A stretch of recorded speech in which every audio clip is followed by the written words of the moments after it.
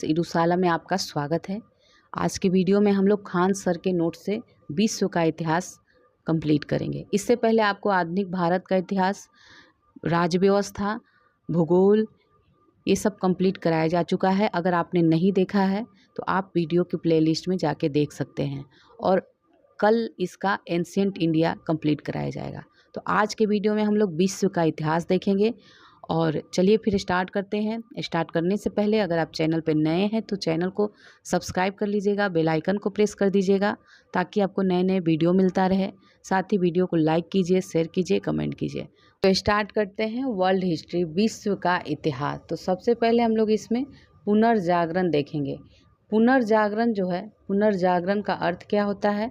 किसी पुरानी व्यवस्था को छोड़कर नई रीति रिवाज अपना लेना। पुनर्जागरण शब्द जो है फ्रांसीसी भाषा के रेनेसा शब्द से बना है। इसका अर्थ होता है दोबारा जाग उठना। पुनर्जागरण की शुरुआत इटली के शहर फ्लोरेंस से हुआ है। ठीक है, इसकी शुरुआत प्रसिद्ध कवि दाते ने किया। दाते जो था कवि, उनकी पुस्तक डिवाइन कॉमेडी में स्वर्ग एवं नरक के काल्पनिक का वर्णन किया गया है। पुनर्जागरण इटली से ही प्रारंभ हुआ क्योंकि इटली मध्य में पड़ता था, जिस कारण उसे अत्यधिक व्यापारिक लाभ हुआ। अतः वहाँ के लोग धनी हो गए। उनका विज्ञान तथा कला के क्षेत्र में अत्यधिक विकास हुआ। कुस्तुनतुनिया पर तुर्की का अधिकार। कुस्तुनतुनिया जो है बेंजंटाइन साम्राज्य की राजधानी थी, जो ईसाइयों का एक प्रमुख केंद्र था। कुस्तुनतुनिया पर मुस्लिम राष्ट्र तुर्की ने अधिकार कर लिया था। अतः कुस्तुनतुनिया के विद्वान लोग जो थे अपनी कला, संस्कृति, विज्ञान इत्यादि को बचाने के लिए इटली में ही शरण ले लिए, जिससे इटली के लोगों का नए विचारों से परिचय हुआ। यूरोप में पुनर्जागरण का कारण मुस्लिम तथा ईसाइयों के बीच धर्म युद्ध हो गया, जिसमें ईसाई पराजित हो गए। अतः वे शरण लेने के लिए नई नई जगहों की खोज करने लगे, जिससे उनके विचारों में सुधार आया और उन्हें नए विचार मिले। कुस्तुनतुनिया पर तुर्की का अधिकार होने के कारण यूरोपीय लोग शरण लेने के लिए नए नए जगहों की खोज करने लगे। यूरोप में कई वैज्ञानिक उपकरण तैयार किए गए, जैसे दिशा सूचक यंत्र, कंपास, ये सभी। यूरोप में छपाई खाना, प्रिंटिंग प्रेस की खोज की गई, जिससे विचारों को फैलाने में आसानी हुई। पुनर्जागरण की विशेषता क्या थी? लोग धार्मिक विषयों के स्थान पर विज्ञान, दर्शन, भूगोल जैसे विषयों पर पढ़ने पर ध्यान दिए। लोग परलौकवाद तथा मोक्ष प्राप्ति के स्थान पर सामाजिक मुद्दे पर अधिक ध्यान देने लगे। अंधविश्वास और रूढ़िवाद से लोगों का विश्वास उठ गया। पुनर्जागरण के बाद लोग जो है किसी के विचारों पर तर्क वितर्क करते थे। साहित्य के क्षेत्र में पुनर्जागरण, दाते ने डिवाइन कॉमेडी पुस्तक लिखी, पेट्रार्क ने कैवेलियर टेलर्स नामक पुस्तक लिखी, मैकियावेली ने द प्रिंस तथा आर्ट ऑफ वार नामक पुस्तक लिखी, शेक्सपियर ने मर्चेंट ऑफ वेनिस जैसी पुस्तक लिखी, बुकेशिए ने डेकामेरॉन की कहानी लिखी। स्थापत्य कला के क्षेत्र में पुनर्जागरण, सेंट पीटर गिरजाघर रोम, सेंट पॉल गिरजाघर लंदन, सेंट मार्क गिरजाघर वेनिस जैसे गिरजाघरों का निर्माण पुनर्जागरण के समय हुआ है। चित्रकला के क्षेत्र में पुनर्जागरण, राफेल ने मेडोना नामक चित्रकारी बनाई तथा लियोनार्डो दा विंची ने मोनालिसा तथा द लास्ट सपर नामक चित्रकारी बनाई। विज्ञान के क्षेत्र में पुनर्जागरण, टॉलमी के विचार के अनुसार सूर्य पृथ्वी का चक्कर लगाता है, किंतु पुनर्जागरण के बाद इसके विचारों को काट दिया गया। कोपरनिकस, इन्होंने बताया कि सूर्य स्थिर है और पृथ्वी सूर्य की चक्कर लगाती है। केपलर, जर्मनी के, इन्होंने ग्रहों के गति संबंधी नियम दिया। न्यूटन, जर्मनी के थे, इन्हें गुरुत्वाकर्षण का नियम दिया। गैलीलियो, इटली के, इन्होंने दूरबीन बनाया। मार्को पोलो ने इटली का था और इन्होंने कुतुबनुमा दिशा सूचक यंत्र बनाया। रोजर मेगर, इंग्लैंड की, इन्होंने सूक्ष्मदर्शी इन्होंने बनाया। पुनर्जागरण का प्रभाव, पुनर्जागरण के बाद मान्यता में कमी आई। लोग नए जगहों की खोज करने लगे, जिस कारण नए नए उपनिवेश बनने लगे। इस्लाम धर्म जो है पिछड़ने लगा, ईसाई धर्म आगे बढ़ने लगा। अब धर्म सुधार आंदोलन, पुनर्जागरण के बाद धर्म सुधार आंदोलन प्रारंभ हो गया। धर्म सुधार आंदोलन का कोई तात्कालिक कारण नहीं था। धर्म सुधार आंदोलन ईसाई धर्म में मौजूद बुराइयों के विरुद्ध एक आंदोलन था। ईसाई धर्म में कैथोलिक पोप के विरुद्ध सर्वप्रथम जर्मनी के निवासी मार्टिन लूथर किंग ने आवाज़ उठाया था और 1530 में प्रोटेस्टेंट नामक एक ईसाई धर्म की नई शाखा बनाई थी। मार्टिन लूथर किंग के कारण ही धर्म सुधार आंदोलन सफल रहा। धर्म सुधार आंदोलन के प्रभाव चर्च के प्रभाव में कमी आई, कैथोलिक धर्म को मानने वालों में कमी आई, पोप की शक्ति में कमी आई, राजा की शक्ति में वृद्धि हुई, चर्च की बुराई में कमी आई, प्रोटेस्टेंट धर्म का उदय हुआ। अब औद्योगिक क्रांति। औद्योगिक क्रांति की शुरुआत 18वीं सदी में इंग्लैंड में हुई। औद्योगिक क्रांति में उत्पादन के संसाधन में अत्यधिक वृद्धि हुई, जिससे नए नए उद्योग धंधे लगने लगे। इंग्लैंड में औद्योगिक क्रांति के कारण इंग्लैंड के उपनिवेश अधिक थे, जहां से इंग्लैंड को लोहा, कोयला इत्यादि आसानी से मिल जाता था। इंग्लैंड अपने उपनिवेश से ही कच्चा माल प्राप्त कर लेता था। इंग्लैंड के वैज्ञानिकों ने कई आविष्कार किए जिससे कि उद्योग बढ़ा, जैसे फ्लाइंग शटल, स्पिन जेनी नामक यंत्र ने सूत काटना का काम किया, धागा बनाने का काम शुरू हुआ। तो इस तरह नए नए हुए। इंग्लैंड किसी भी युद्ध में उतना ही पड़ता था जिससे कि उसकी व्यापारिक हित मिल सके। इंग्लैंड के पूंजीपतियों के पास धन की कमी नहीं थी, जिस कारण उद्योग बढ़ते गए। इंग्लैंड को बाजार के रूप में एवं इसके अपने ही उपनिवेश थे। उपरोक्त कारणों से ही इंग्लैंड में औद्योगिक क्रांति हुई। उस समय इंग्लैंड को विश्व का उद्योग शाखा कहा जाता था। औद्योगिक क्रांति के प्रभाव कच्चा माल, सस्ता श्रम तथा बाजार के लिए यूरोपीय देशों में नए नए उपनिवेश बढ़ाने की होड़ लग गई। कृषि प्रणाली में अत्यधिक परिवर्तन हुआ। अंतर्राष्ट्रीय व्यापार में वृद्धि हुई। नए नए यंत्र बनाने की होड़ शुरू हो गई। औद्योगिक क्रांति के दौरान बने यंत्र सूत काटने के लिए फ्लाइंग शटल, स्पिन जेनी, बाहर क्रेन तथा म्यूल जैसे यंत्र की खोज हुई। इसी क्रांति के दौरान स्टीमर, रेल इंजन तथा सिलाई मशीन की खोज हुई। औद्योगिक क्रांति के लाभ लोगों की जीवन शैली तथा उत्पादन में वृद्धि हुई। अंतर्राष्ट्रीय व्यापार में वृद्धि हुई। औद्योगिक क्रांति के हानि समाज का नैतिक पतन हुआ। छोटे किसानों का अंत हुआ। गृह व्यवसाय का अंत हो गया। समाज दो वर्गों में बट गया, पूंजीपति और श्रमिक। औद्योगिक क्रांति का प्रसार। औद्योगिक क्रांति का विस्तार जो है जर्मनी, फ्रांस, इटली, यूएसए होते हुए पूरे विश्व में फैल गया। औद्योगिक क्रांति ने सर्वाधिक लाभ कपड़ा उद्योग को हुआ। औद्योगिक क्रांति में इंग्लैंड का प्रतिद्वंदी जर्मनी था, जिस कारण इंग्लैंड तथा जर्मनी में हमेशा विवाद होता रहा है। यही विवाद प्रथम विश्व युद्ध के रूप में ले लिया। अब इंग्लैंड की क्रांति 1688। इंग्लैंड की क्रांति की शुरुआत 1688 में हुआ। इंग्लैंड की क्रांति को शांतिपूर्ण क्रांति, गौरवपूर्ण क्रांति, रक्तहीन क्रांति तथा ग्लोरियस क्रांति के नाम से जानते हैं, क्योंकि इंग्लैंड की क्रांति में रक्त का एक बूंद भी नहीं बहा था। 11वीं सदी में राजा हेनरी प्रथम ने सलाहकारों का एक परिषद का गठन किया, जिसे क्यूरिया रेजिस कहा गया। 1215 में राजा जॉन के नीतियों से असंतुष्ट होकर सामंतों ने एक घोषणा पत्र तैयार किया और उसे राजा जॉन से जबरदस्ती स्वीकार करा लिया। इस घोषणा पत्र के अनुसार राजा को सलाहकार परिषद के अनुसार ही कार्य करना था। 1485 से लेकर 1603 तक ट्यूटर वंश का शासन रहा। इस वंश का शासक अत्यंत निरंकुश था। इस वंश के शासकों ने जनता का दमन किया, जिस कारण जनता मैग्ना कार्टा को भूल गई। 1603 से 1764 तक स्टुअर्ट वंश का शासन रहा। इस वंश के पहले शासक जेम्स प्रथम के समय राजा और संसद के बीच विवाद होने लगा, क्योंकि इस अवधि में पुनर्जागरण हो चुका था। जनता और राजा के बीच विद्रोह बढ़ता गया। जनता राजा के निरंकुशता को स्वीकार करने के लिए तैयार नहीं थी। जेम्स प्रथम के बाद उसका पुत्र चार्ल्स प्रथम जो है राजा बना। चार्ल्स प्रथम के समय जनता खुल के विद्रोह करने लगी, क्योंकि चार्ल्स नया नया कर लगाता था। चार्ल्स प्रथम जो था नया नया कर लगाता था।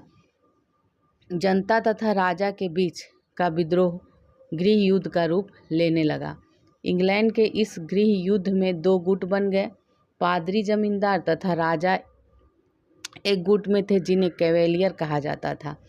जनता, व्यापारी तथा संसद एक गुट में थे जिन्हें राउंड हेड कहा जाता था। जनता का नेतृत्व क्रॉमवेल कर रहा था और इस गृह युद्ध में जनता ने चार्ल्स प्रथम को पकड़कर 30 जनवरी 1649 को फांसी दे दी। चार्ल्स प्रथम के बाद इंग्लैंड का राजा क्रॉमवेल को बनाया गया। प्रारंभ में क्रॉमवेल संसद के अनुसार कार्य कर रहा था, किंतु धीरे धीरे क्रॉमवेल भी निरंकुश होने लगा।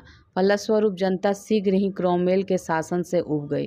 क्रॉमवेल प्यूरितन धर्म को मानता था और वह जनता पर जबरदस्ती इस धर्म को थोपने लगा। अतः जनता क्रॉमवेल को हटाकर चार्ल्स द्वितीय को राजा बना दी। चार्ल्स द्वितीय प्रारंभ में अच्छे शासन करता था, किंतु वह भी धीरे धीरे निरंकुश होने लगा। चार्ल्स द्वितीय की मृत्यु के बाद जेम्स द्वितीय राजा बना। जेम्स द्वितीय के समय शासक बनते ही वह निरंकुश हो गया और अपने विद्रोहियों का दमन करने लगा। इंग्लैंड की संसद ने हॉलैंड के राजकुमार विलियम ऑफ ऑरेंज तथा जेम्स की पुत्री मेरी को संयुक्त रूप से इंग्लैंड का शासक नियुक्त कर दिए। हॉलैंड का राजकुमार विलियम ऑफ ऑरेंज अपने 15,000 सैनिकों के साथ इंग्लैंड में प्रवेश करने पर इंग्लैंड की जनता ने उनका स्वागत किया। जेम्स द्वितीय विलियम ऑफ ऑरेंज के डर से इंग्लैंड छोड़कर भाग गया और इस प्रकार 1688 में बिना रक्त बहाए इंग्लैंड की क्रांति हो गई। इंग्लैंड की क्रांति का प्रभाव क्या हुआ? राजा तथा संसद के बीच विवाद को समाप्त किया गया। राजा को औपचारिक प्रधान बनाया गया। राजा तथा संसद के अधिकारों को निर्धारित किया गया। 1689 का अधिकार घोषणा पत्र। इस घोषणा पत्र के अनुसार राजा जो है संसद के बिना अनुमति ना कोई कानून बना सकता है, ना ही पुराने कानून को खत्म कर सकता है। राजा बिना संसद की अनुमति के कोई नया कर नहीं लगा सकता। वित्त तथा सेना संसद के नियंत्रण में होगी। इंग्लैंड की क्रांति विश्व की पहली राजनीतिक क्रांति थी। इंग्लैंड की क्रांति का मुख्य कारण राजा तथा संसद के बीच सत्ता प्राप्त करने का संघर्ष था। अब अमेरिका की क्रांति देखेंगे। अमेरिका की क्रांति का मुख्य कारण इंग्लैंड द्वारा उसका शोषण करना था। इंग्लैंड ने अमेरिका को अपना उपनिवेश बनाया था। इंग्लैंड ऐसा ही कानून बनाता था जिससे उसे लाभ हो तथा अमेरिका को हानि हो। इसी समय दो घटनाएं हुई, स्टाम्प एक्ट और Boston chai party, T party भी कहते हैं। तो स्टाम्प एक्ट 1765 में इसे यूएसए ने अस्वीकार कर दिया क्योंकि पार्लियामेंट में यूएसए का कोई प्रतिनिधि नहीं था। अतः उन्होंने कहा कि प्रतिनिधि नहीं तो कर नहीं, to tax without tax representative. Boston chai party 16 दिसंबर 1773। इंग्लैंड ने अमेरिका भेजे जाने वाले चाय पर अत्यधिक कर लगाया था। जब चाय से भरा जहाज यूएसए के बोस्टन बंदरगाह पर पहुंचा तो अमेरिका के लोगों ने सैमुअल एडम्स के नेतृत्व में विद्रोह कर दिया और चाय से भरे बोरियों को समुद्र में फेंक दिया, जिसके कारण इंग्लैंड की सेना ने उन पर गोली चला दी। इस हत्या को बोस्टन चाय पार्टी घटना कहते हैं। अमेरिकी स्वतंत्रता का संदेश तथा राष्ट्र प्रेम की भावना को Jefferson, John Locke, John Milton, Thomas CN जैसे प्रमुख कवियों ने फैला दिया। 4 जून 1776 को अमेरिका ने खुद को स्वतंत्र घोषित कर दिया और आंदोलन प्रारंभ कर दिया। अमेरिकी सेना का नेतृत्व जॉर्ज वाशिंगटन कर रहा था और यह युद्ध जो है 1783 तक चला था। इस युद्ध की समाप्ति 1783 के पेरिस समझौते के तहत हुआ था। इस समझौते के तहत इंग्लैंड ने अमेरिका को स्वतंत्र घोषित किया। अमेरिका ने स्वयं को 4 जुलाई 1776 को स्वतंत्र घोषित किया, किंतु इंग्लैंड ने उसे 1783 में स्वतंत्रता दिया। अमेरिका का स्वतंत्रता दिवस 4 जुलाई को मनाया जाता है। अमेरिका का संविधान जो है 1789 को बनकर तैयार हुआ। अमेरिका की क्रांति से प्रभावित होकर 1789 में फ्रांस की क्रांति शुरू हो गई। अमेरिका का प्रथम राष्ट्रपति जॉर्ज वाशिंगटन बना। स्वतंत्रता के बाद अमेरिका में 2 प्रमुख समस्या थी, रंगभेद और दास प्रथा का। अमेरिका में काले तथा गोरे के बीच रंगभेद की लड़ाई थी। इस रंगभेद को समाप्त करने में सबसे महत्वपूर्ण भूमिका मार्टिन लूथर किंग जूनियर ने निभाया। इन्हें ब्लैक गांधी या काला गांधी भी कहते हैं। अमेरिका में दासों की खरीद बिक्री होती थी। अब्राहम लिंकन ने दास प्रथा का उन्मूलन किया और उन्होंने लोकतंत्र का सिद्धांत दिया। कहा कि जनता की सरकार जनता के द्वारा जनता के लिए होती है और यही लोकतंत्र है। फ्रांस की अपक्रांति देखेंगे। फ्रांस की क्रांति की प्रेरणा यूएसए की क्रांति से मिली है। फ्रांस का राजा निरंकुश और फिजूल खर्च अत्यधिक करता था। राजा जनता पर नए नए कर लगाता था, जिससे जनता विद्रोह कर दी। फ्रांस का राजा इतना निरंकुश था कि एक बार जब राजा लुई 16वीं तथा उनकी पत्नी अंतवानेट जब रथ यात्रा पर निकले तो भूखी जनता रोटी कहकर भीख मांग रही थी, तो रानी ने कहा कि रोटी के स्थान पर ब्रेड खा लो। राजा के इस व्यवहार से जनता विद्रोह करने लगी। राजा ने विद्रोहियों को पकड़कर वास्तिल नामक जेल में डाल दिया। फ्रांस की जनता का विद्रोह उग्र होता गया और यह विद्रोह रक्तपात का रूप ले लिया। इस रक्तपात की जो शुरुआत है ये 14 जुलाई 1789 को बास्तिल दुर्ग के पतन से प्रारंभ हुई। 18 जून 1815 के वाटरलू के युद्ध में जाकर ये समाप्त हुई। वाटरलू का मैदान जो है बेल्जियम में है और इसी कारण बेल्जियम को यूरोप का अखाड़ा कहा जाता है। फ्रांस की क्रांति के कारण राजा का निरंकुश होना, असमान तथा अनिश्चित कानून, पादरी तथा सामंत को कर से मुक्त रखना, राजमहल में धन को पानी की तरह बहाना, इंग्लैंड के साथ लगातार युद्ध होना, संसद में जनता का बात न सुना जाना। फ्रांस की समाज जो थी 3 वर्गों में थी, पादरी वर्ग, दूसरा कुलीन वर्ग और तीसरा जनसाधारण वर्ग। तो फ्रांस की संसद को स्टेट जनरल कहा जाता था। स्टेट जनरल में 3 सदन थे। एक सदन पादरी का जिसमें कुल 308 सदस्य थे। दूसरा सदन कुलीन वर्ग का था जिसमें 285 सदस्य थे। तीसरा सदन जो था सामान्य जनता का था जिसमें 621 सदस्य थे। जनता का सदन स्टेट जनरल में बाईं तरफ था और वे लोग सरकार का विरोध करते थे। अतः तब से यह परंपरा प्रारंभ हो गई कि जो दल सरकार का विरोध करती है उसे लेफ्ट या वाम दल कहा जाता है। 1789 में राजा ने एक नया कर लगाया जो सिर्फ साधारण जनता पर लगाने का प्रस्ताव था। अतः तृतीय सदन ने इसका विरोध किया, इस कर का, जिस कारण राजा लुई 16वें ने तृतीय सदन को भंग कर दिया। टेनिस कोर्ट शपथ क्या है? तो जैसे ही राजा ने तृतीय सदन को भंग कर दिया तो तृतीय सदन के लोगों ने टेनिस कोर्ट के मैदान में आकर शपथ लिया कि वे राजा लुई 16वें के शासन का अंत कर देंगे। बास्टिल दुर्ग का पतन, तो राजा अपने विद्रोहियों को वास्तिल दुर्ग नामक जेल में डाल दिया। जनता ने वास्तिल दुर्ग को 14 जुलाई 1789 को नष्ट कर दिया और कैदियों को स्वतंत्र कर दिया। 14 जुलाई को फ्रांस का राष्ट्रीय पर्व मनाया गया, चुड़ैलों का धावा। तो 5 अक्टूबर 1789 को पेरिस की 10,000 महिलाओं ने पेरिस के वर्साय के महल की ओर कूच किया और इसी घटना को चुड़ैलों का धावा कहा जाता है। फ्रांस की क्रांति में पूरे क्रांतिकारी 2 भागों में बटे थे, एक जैकोबियन और दूसरा जीरोदिस्ट। जैकोबियन यह बहुसंख्यक थे तथा हिंसक थे। जीरोदिस्ट जो थे ये अल्पसंख्यक थे और अहिंसक थे। फ्रांस की क्रांति का नारा था समानता, स्वतंत्रता और बंधुता। फ्रांस की क्रांति को रूसो, मोंटेस्क्यू तथा वॉल्टेयर नामक दार्शनिकों ने बढ़ावा दिया। अब इटली का एकीकरण। इटली का एकीकरण में सबसे बड़ी बाधा ऑस्ट्रिया थी। वह इटली का एकीकरण नहीं होने देना चाहता था।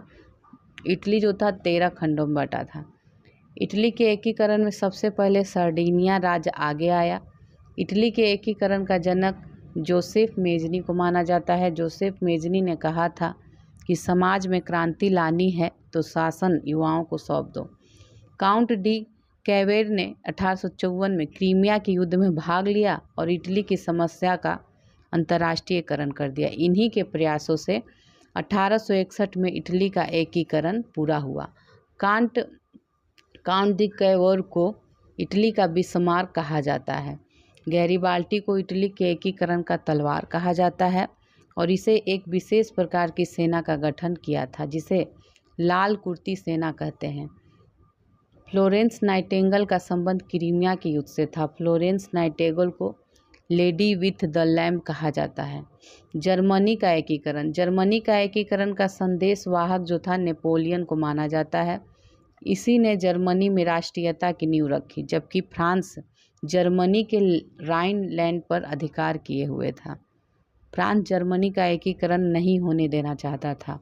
जर्मनी का एकीकरण बिस्मार्क ने किया, जो प्रसा के शासक विलियम का प्रधानमंत्री था। प्रसा ने विश्व में सबसे पहले शिक्षा को अनिवार्य बना दिया। 1848 में जर्मनी में संविधान का निर्माण के लिए संविधान सभा का गठन हुआ। जर्मनी के संविधान को वीमर संविधान कहते हैं। जर्मनी के शासन को चांसलर कहा जाता है। जर्मनी के एकीकरण के दौरान ऑस्ट्रिया तथा फ्रांस के बीच 1886 में युद्ध हुआ। युद्ध में ऑस्ट्रिया पराजित हो गया और ऑस्ट्रिया को जर्मनी का अंग बना लिया गया। प्रसा तथा फ्रांस के बीच एकीकरण के लिए 1870 में युद्ध हुआ। इस युद्ध में फ्रांस की पराजय हुई। इस युद्ध के बाद 1871 में फ्रैंकफर्ट की संधि हुई। उसके द्वारा जर्मनी का एकीकरण संपन्न हो गया। बिस्मार्क ने जर्मनी का एकीकरण करने के बाद वहां के शासक का राज्याभिषेक पेरिस के वर्साय महल में किया। अब रूस की क्रांति। रूस की क्रांति 2 चरणों में हुई है। 1904-05 के युद्ध में जब रूस जापान से हार गया तो रूस की अर्थव्यवस्था पूरी तरह प्रभावित हुई। रूस के शासक को जार कहा जाता था। जार निरंकुश शासक था।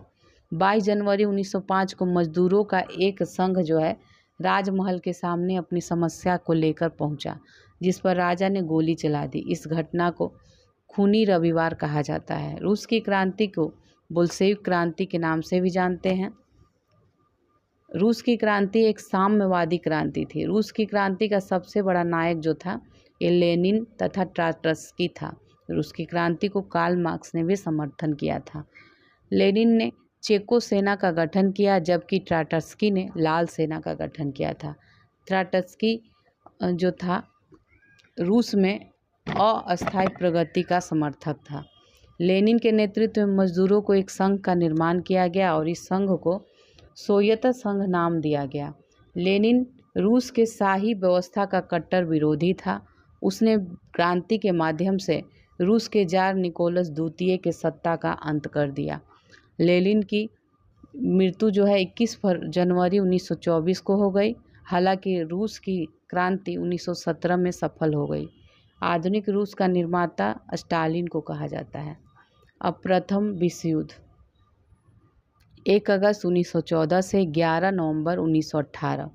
प्रथम विश्व युद्ध में पूरा विश्व जो है 2 भागों में बट गया। एक भाग का नाम मित्र राष्ट्र और दूसरे का नाम धुरी राष्ट्र था। मित्र राष्ट्र के अंतर्गत इंग्लैंड, फ्रांस, रूस, जापान और अमेरिका था और इसका नेतृत्व अमेरिका कर रहा था। धुरी राष्ट्रों के अंतर्गत जर्मनी, इटली, ऑस्ट्रेलिया तथा हंगरी था। धुरी राष्ट्र का नेतृत्व जर्मनी कर रहा था। मित्रों राष्ट्र ने इटली को लालच दिया कि वे युद्ध समाप्ति के बाद इटली को कुछ भूमि दे देंगे, किंतु उन्होंने इटली को कुछ भी नहीं दिया। प्रथम विश्व युद्ध का तात्कालिक कारण था ऑस्ट्रिया के राजकुमार फर्डिनेंड की हत्या करना। 28 जून 1914 को बोस्निया की राजधानी सेराजेवो में इनकी हत्या कर दी। इस घटना को सेराजेवो हत्याकांड कहा गया। इसमें पहली बार कुल 37 देशों ने भाग लिया। पूरा विश्व इसमें भाग नहीं लिया, किंतु इसमें पूरे विश्व की अर्थव्यवस्था प्रभावित हुई, अतः इसे प्रथम विश्व युद्ध कहा जाता है। इस युद्ध की शुरुआत 1 अगस्त 1914 को जर्मनी द्वारा रूस के आक्रमण से हुआ। जर्मनी और फ्रांस 3 अगस्त को युद्ध कर लिए। जर्मनी ने 8 अगस्त को इंग्लैंड पर भी हमला कर दिया। 26 अप्रैल 1915 को इटली जो है इस युद्ध में प्रवेश किया। इस युद्ध में सबसे अंत में 6 अप्रैल 1917 को अमेरिका ने प्रवेश किया, क्योंकि अमेरिका के जलयान को जर्मनी की पनडुब्बी यू-बोल्स ने डुबो दिया था। यह युद्ध जो है पूर्ण रूप से वर्साई की संधि के द्वारा जून 1919 में समाप्त हो गया। वर्साई की संधि, यह संधि फ्रांस की पेरिस में स्थित वर्साई के महल में हुआ था और यह संधि जर्मनी पर जबरदस्ती थोपी गई थी। इस संधि की शर्तें निम्नलिखित हैं। जर्मनी की सेना 1 लाख से अधिक नहीं हो सकती थी। जर्मनी कभी भी घातक हथियार नहीं रख सकता है। जर्मनी को युद्ध के दौरान मित्र राष्ट्र द्वारा किए गए धन जो खर्च किए थे वो सभी वहन करना पड़ेगा। और जर्मनी का राइनलैंड जो है रूर घाटी जैसे कोयला क्षेत्र फ्रांस को 15 वर्षों के लिए दे दिया गया। यह संधि ही द्वितीय विश्व युद्ध जैसे विशाल वृक्ष के बीज के समान कार्य किया। तुर्की गणराज, तुर्की को यूरोप का मरीज कहा जाता है। यह एशिया तथा यूरोप दोनों में पड़ता है। यह एक मुस्लिम कंट्री है। प्रथम विश्व युद्ध से पहले अंग्रेजों ने यह दावा किया था कि तुर्की का विभाजन नहीं होगा, किंतु प्रथम विश्व युद्ध के बाद सेवर्स के संधि द्वारा तुर्की को मित्र राष्ट्रों ने आपस में बांट लिया। इस संधि का मुस्तफा कमाल पाशा ने विरोध किया। इस संधि के खिलाफ भारत में खिलाफत आंदोलन चलाया गया। अक्टूबर 1923 को तुर्की को गणराज घोषित कर दिया गया, अर्थात अब तुर्की में राजा न होकर चुनाव के द्वारा राष्ट्र प्रमुख व्यवस्था की जाएगी। अप्रैल 1924 को तुर्की संविधान बनाया गया और मुस्तफा कमाल पाशा को राष्ट्रपति बनाया गया। मुस्तफा कमाल पाशा को आधुनिक तुर्की का राष्ट्रपति कहा जाता है। इटली में फांसीवाद। इटली में फांसीवाद का जनक मुसोलिनी को माना जाता है। मुसोलिनी ने फांसीवाद की शुरुआत जो है इटली के मिलान शहर से किया था। मुसोलिनी के पुत्र का नाम डोमिटो मुसोलिनी था। उसे ड्यूस कहकर बुलाया जाता था। मुसोलिनी अपनी सेना अधिकारियों को डियाज कहकर पुकारता था। द्वितीय विश्व युद्ध में मुसोलिनी मित्र राष्ट्रों के विरुद्ध लड़ा था। मुसोलिनी का कहना था कि विश्व शांति कायरो का सपना है। वह व्यक्ति जो युद्ध नहीं लड़ा वह एक बांझ महिला के समान है। फांसीवादी का अर्थ होता है एक सुदृढ़ राष्ट्र की स्थापना करना। फांसीवादी के मानने वाले लोग जाति के उच्चतर में विश्वास रखते हैं। 28 अप्रैल 1945 को मुसोलिनी को कैद कर फांसी दे दी गई। इस प्रकार इटली में फांसीवाद का अंत हो गया। जर्मनी का नाजीवाद। जर्मनी के नाजीवाद का जनक एडोल्फ हिटलर को माना जाता है। इसे नाजी दल की स्थापना 1921 में हुई।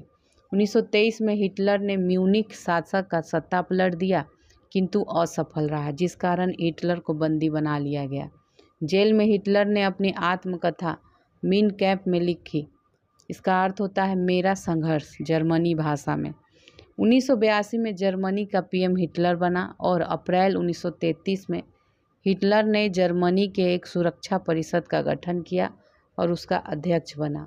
हिटलर ने एक गुप्तचर व्यवस्था प्रारंभ किया जिसे गेस्टापो कहते हैं। हिटलर का नारा था एक राष्ट्र नेता। हिटलर यहूदी धर्म का कट्टर विरोधी था, अतः इसे फ्यूहरर कहते हैं।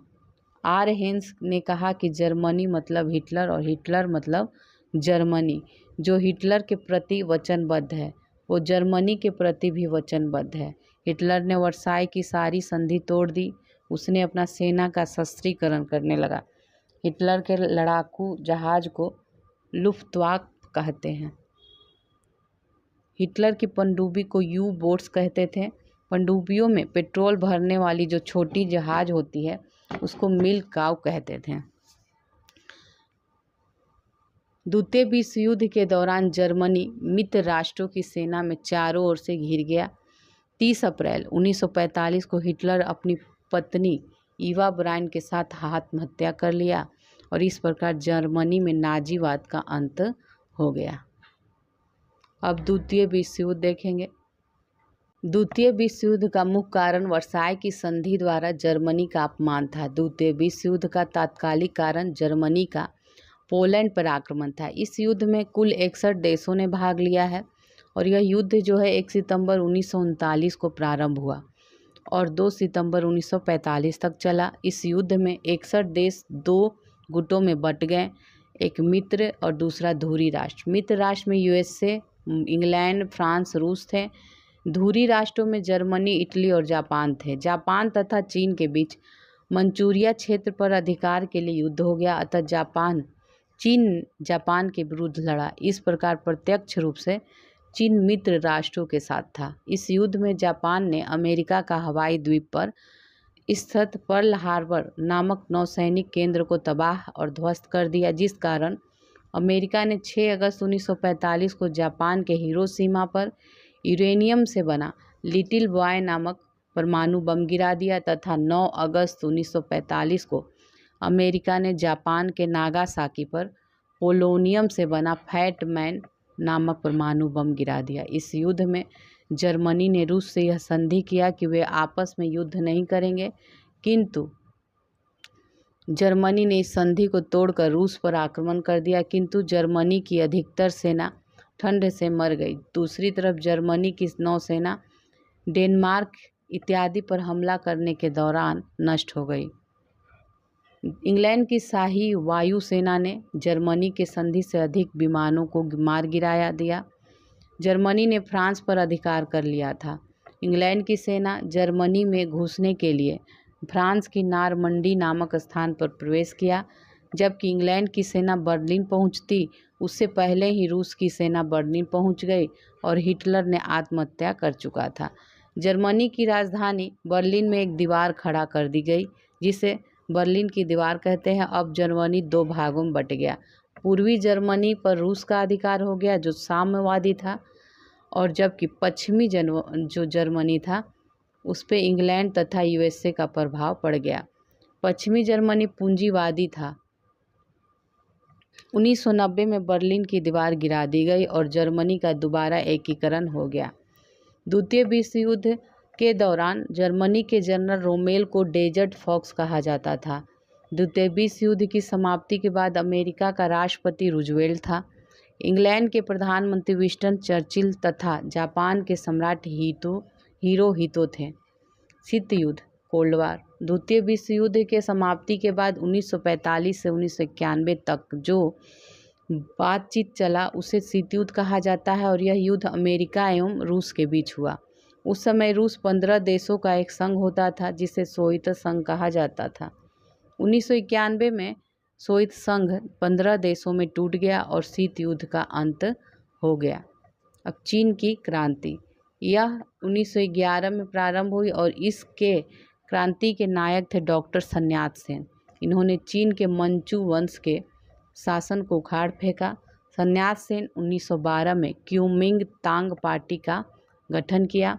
1927 में क्यूमिंगतांग पार्टी से साम्यवादी विचारधारा के लोग अलग हो गए, जिस कारण 1928 में चीन में गृह युद्ध हो गया।